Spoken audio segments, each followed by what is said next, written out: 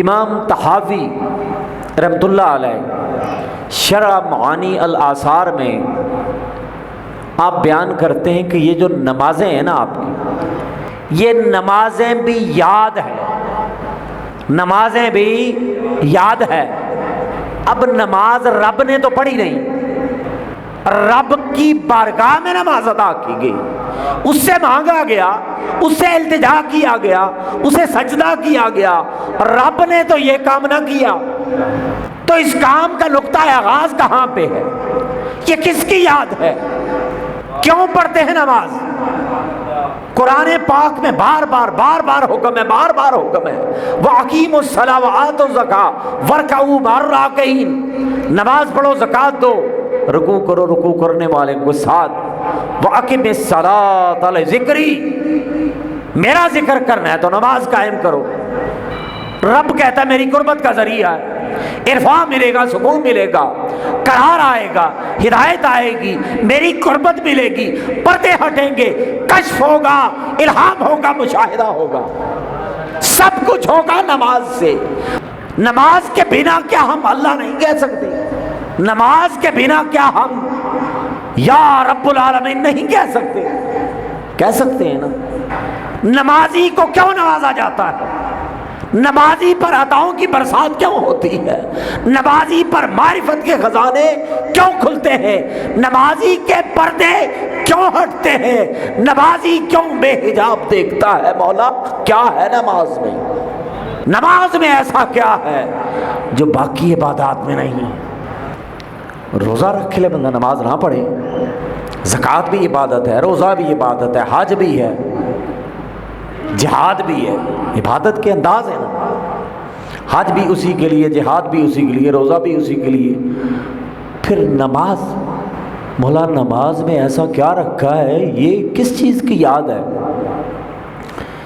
یہ بات تو کرسٹل کلیئر ہے کہ رب نے تو نماز نہیں پڑھی، اور رب تو معبود ہے، رب کی عبادت کی جاتی ہے، رب مسجود ہے، اسے سجدہ کیا جاتا ہے، ہم ساجد ہیں، ہم سجدہ کرتے ہیں، جس جگہ جا کے سجدہ کرتے ہیں اسے مسجد کہتے ہیں، جہاں پر اکٹھے جا کے سجدہ کریں اس جگہ کو کہتے ہیں مسجد، اور جہاں پر ساجدین جا کے سجدہ ریز ہوں اور جس کی بارگاہ میں سجدہ ریز ہوں وہ مسجود۔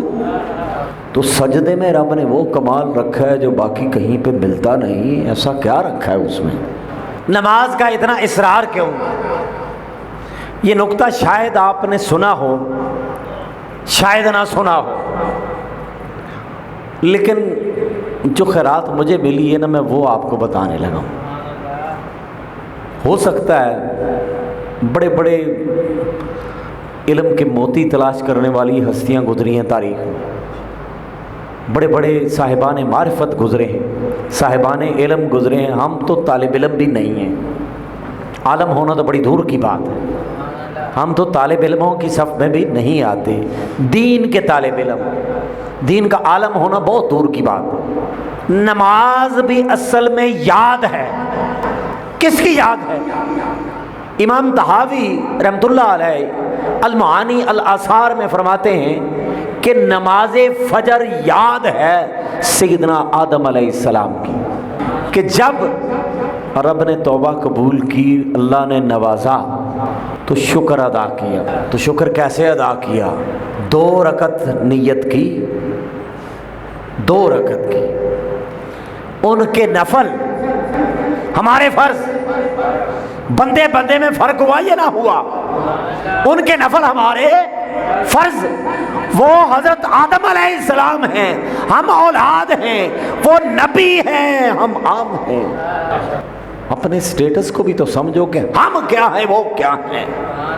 شیطان یہ درس دیتا ہے کہ ہم سب برابر ہیں، برابر۔ تلک الرسل فضلنا بعضهم علی بعض، ہیں تو سارے رسول ہی، لیکن ان میں سے بھی بعض کو بعض پہ فضیلت ہے۔ رسول تو ایک ہی رب کے ہیں، پیغام تو ایک ہی علاقہ لے کے ہیں، لیکن پھر بھی فضیلت ہے۔ انہوں نے شکرانہ ادا کیا، مولا تیرا کرم ہے، تو نے نوازا، میری جولی کو بھر دیا۔ چونکہ شکرانہ ادا کیا، اللہ کو اپنے محبوب پیغمبر کا شکرانہ ادا کرنے کا انداز اتنا بھلا لگا۔ وقت فجر کا تھا، شکریہ کا انداز سیدنا آدم علیہ السلام کا، بیان کرنے کا انداز سیدنا آدم علیہ السلام کا۔ سیدنا آدم علیہ السلام نے تو 2 رکعت نفل پڑھی شکرانے کے طور پر۔ انداز ملا بنانے کا، طریقہ ملا قرب کا، طریقہ ملا جڑنے کا، طریقہ ملا عبد معبود سے کیسے جڑتا ہے، عبد الہ سے کیسے مانگتا ہے، آپ نے بتایا ایسے مانگنا ہے۔ یہ طریقہ کس نے سکھایا؟ یہ سیدنا آدم علیہ السلام نے سکھایا نا طریقہ کہ ایسے۔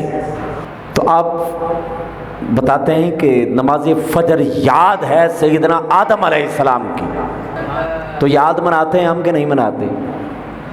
حضرت آدم علیہ السلام نے ایک کام کیا، ہم یاد مناتے ہیں۔ کوئی انکار کرے میں نہیں مناتا، ہوں مسلمان ہے، میں نہیں مناتا بھائی۔ چھوڑ سکتا ہے نماز فجر کو؟ نہیں چھوڑی جا سکتی۔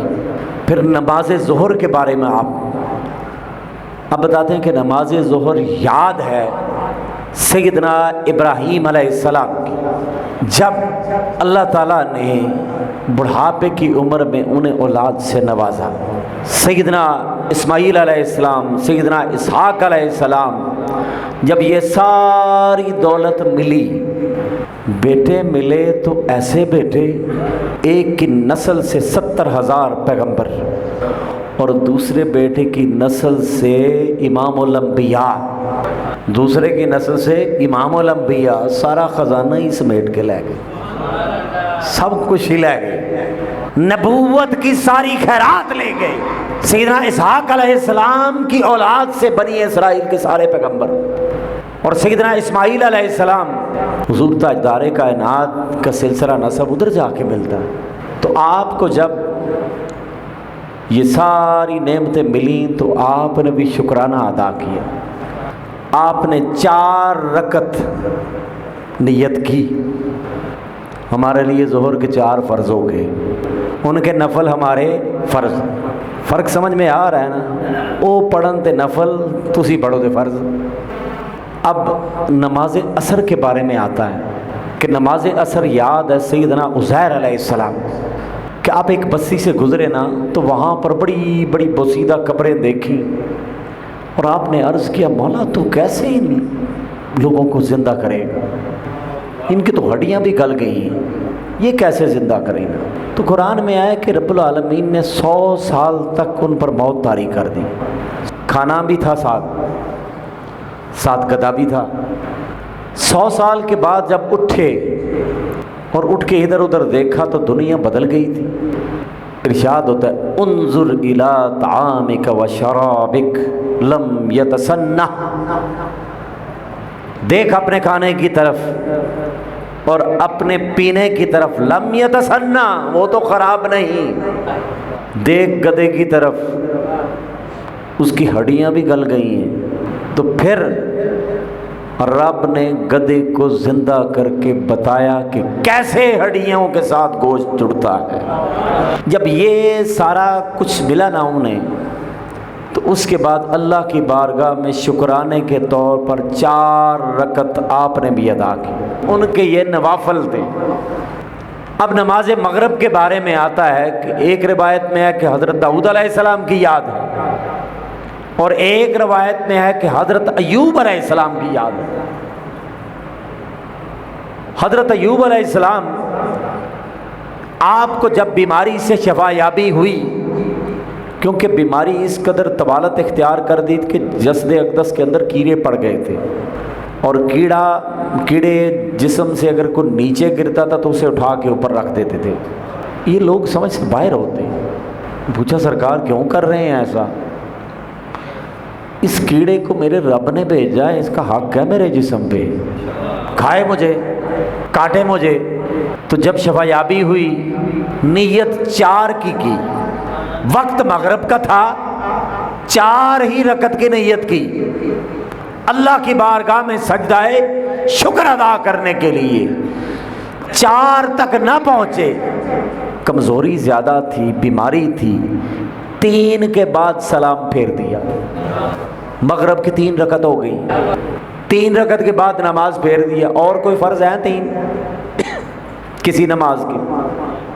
مغرب کے ہی ہیں، تیسری رکعت میں سلام پھیر دیا۔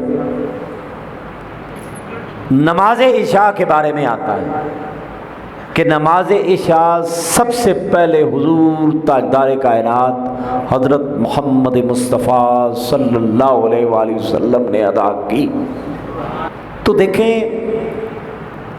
یاد ہے، نماز فجر بھی یاد ہے حضرت آدم علیہ السلام کی، نماز ظہر یاد دلاتی ہے حضرت ابراہیم علیہ السلام کی، نماز عصر یاد دلائے حضرت عزیر علیہ السلام کی، نماز مغرب یاد دلائے حضرت ایوب علیہ السلام کی، نماز عشاء یاد دلائے حضور تاجدار کائنات کی۔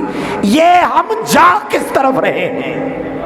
مرا الہ کو رہے ہیں، یاد اس کے پیغمبروں کی ہے، انداز وہی جو ان کا انداز ہے، کیونکہ تمہیں کیا پتا وہ رب کیسا ہے، وہ کیسے بنے گا، کیسے سنے گا، کیسے عنایات کی برسات کرے گا، کیسے کرم کرے گا، کیسے شفایاب کرے گا، کیسے نجات دے گا، کیسے پردہ ہٹے گا، کیسے نوازے گا، تمہیں کیا پتا؟